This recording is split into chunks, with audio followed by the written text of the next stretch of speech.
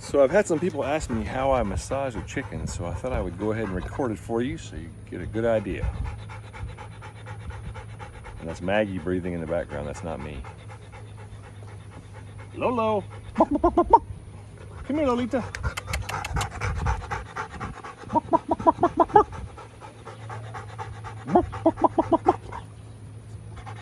Come here, Lolo.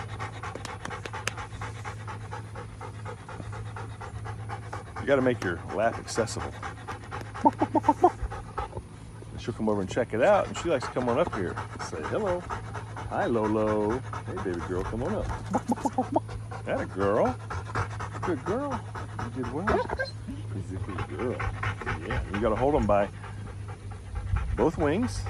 Keep both wings covered, and that way they don't fly away and they can feel safe and secure. And then you just give them a massage. This is Lolita.